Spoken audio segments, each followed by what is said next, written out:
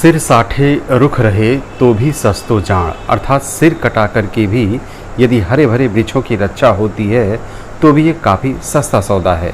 यही वाक्य बोलते हुए माता अमृता देवी बिश्नोई ने समी अर्थात खेजड़ी के वृक्षों की रक्षा के लिए अपनी तथा अपने 3 पुत्रियों का सर धड़ से अलग करवा दिया और देखते ही देखते सैकड़ों लोगों ने अमृता देवी का अनुसरण करते हुए वृक्ष रक्षा के लिए अपने प्राण न्यौछावर कर दिए और राजा के सैनिकों के द्वारा मार दिए गए। मित्रों, यह कोई कल्पना या कहानी की बात नहीं है। यह घटना इतिहास के पन्नों में दर्ज वह काला सच है जिसकी चर्चा किए बिना पर्यावरण संरक्षण की बात करना बेमानी होगी। एक साधारण महिला की असाधारण कहानी जिसने पूरी दुनिया को पर्यावरण संरक्षण का ऐसा संदेश दिया जिसे यह दुनिया कभी भी नहीं भुला सकती है। समी वृक्षों की रक्षा के लिए अदम्य साहस और वीरता के साथ अपने प्राणों की आहुति देने वाले 363 वीर वीरंगनाओं को मेरा सत्य सत्य प्रणाम। प्रकृति की रक्षा के लिए विश्व स्तर पर अपने तरह के इस पहले महाबलिदान को युगों युगों तक याद किया जाएगा। जहां आज विश्व पर्यावरण दिवस के अवसर पर सभी देशों की सरकारें तरह तरह की जागरूकता अभियान चलाकर लोगों को जागरूक करने का प्रयास कर रही हैं, लेकिन इन प्रयासों का अभी भी अपेक्षित परिणाम नहीं मिल रहा है। वहीं आज से लगभग 292 साल पहले हमारे भारत भूमि के राजस्थान के जोधपुर के बिश्नोई समाज के लोगों को पर्यावरण के प्रति अपनी जिम्मेदारी और कर्तव्य का बखूबी ज्ञान था और इन महान आत्माओं ने पर्यावरण की रक्षा को अपना धर्म समझा और अपने गांव की हरियाली को बचाने के लिए एक एक करके 363 बच्चे, बूढ़े, महिला और पुरुषों ने अपने प्राणों की आहुति दे दी, लेकिन अपने गांव की हरियाली को मिटने नहीं दिया। मित्रों, अपने पूर्वजों के इस महाबलिदान को सफल बनाने के लिए हमें आज ये संकल्प लेना होगा कि हम जहां कहीं भी रहें अपने आसपास के पर्यावरण को संरक्षित रखें और सुरक्षित रखें तथा आने वाली जेनरेशन्स को जीव जंतुओं और पेड़ पौधों की रक्षा के लिए हमेशा प्रेरित करते रहें।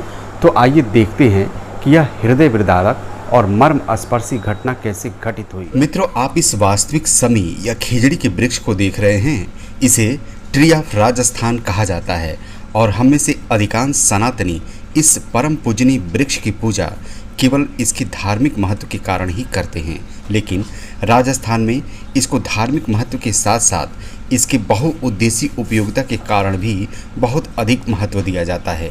राजस्थान के अत्यंत शुष्क और रेगिस्तानी वातावरण में भी जहां दूसरे जीवों और पेड़ पौधों को सरवाइव करना अत्यंत कठिन होता है, वहीं यह समी या खेजड़ी का वृक्ष अपने आप को एकदम हरा भरा रखता है और इसी कारण राजस्थान की भूमि के लिए यह वृक्ष वरदान है। मानव समाज को अंदर तक झकझोर देने वाली इस घटना की शुरुआत तब हुई जब राजस्थान के जोधपुर के तत्कालिक महाराज अजित सिंह के महल का निर्माण हो रहा था और इसके लिए उनको मजबूत लकड़ियों की आवश्यकता थी और लकड़ियों की व्यवस्था की जिम्मेदारी महाराज के पुत्र अभय सिंह ने राज्य के मंत्री गिरधारी दास भंडारी को दिया।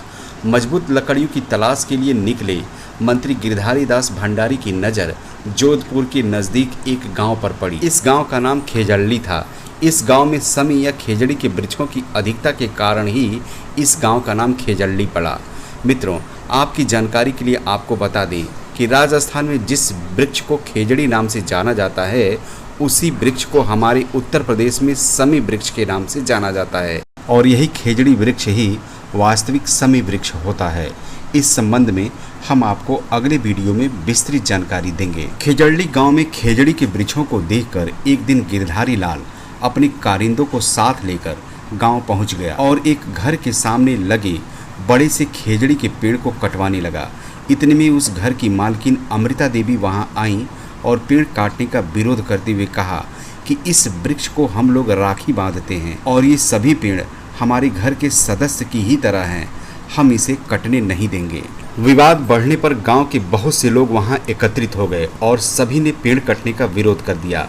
लोगों का गुस्सा देख मंत्री को उल्टे पांव जोधपुर लौटना पड़ा, लेकिन बात यहीं खत्म नहीं हुई। संभवतः 11 सितंबर 1730 ईस्वी को भारतीय समय के अनुसार भाद्रपद शुक्ल पक्ष 10वीं तिथि विक्रम संवत 1787 को सूर्योदय के पहले ही मंत्री गिरधारी दास भंडारी अपने लाव लश्कर और बेहद ही खतरनाक इरादों के साथ खेजड़ली गांव पहुंचकर पेड़ों को कटवाना शुरू कर दिया। सुबह सुबह जब अमृता देवी ने खेजड़ी के पेड़ों को कटते हुए देखा तो उन्होंने हंगामा करना शुरू कर दिया और वे पेड़ों से लिपट गई। तब गिरधारी दास ने माता अमृता देवी से कहा कि वे पेड़ों से दूर हट जाएं, वरना इसी के साथ उनका सिर भी काट दिया जाएगा। माता ने गिरधारी दास से कहा कि सिर साठे रुख रहे तो भी सस्तो जान, अर्थात सिर कटाकर भी यदि वृक्षों की रक्षा होती है तो भी यह सस्ता सौदा है। और इसी के साथ सैनिकों ने खेजड़ी वृक्ष के साथ ही माता अमृता देवी का सिर काट डाला और साथ ही अमृता देवी की तीनों पुत्रियों आंसू, रत्ती और भागुबाई, जो अपनी माता के साथ ही खेजड़ी के वृक्षों से लिपटी हुई थीं, उनके भी सिर धड़ से अलग कर दिए।